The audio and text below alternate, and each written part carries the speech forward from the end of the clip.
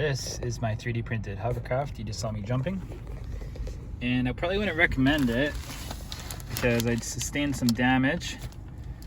So I'm gonna have to reprint the lift duct, also the lower skirt, or sorry, the upper skirt portion of the hull. As you can see, it's cracked.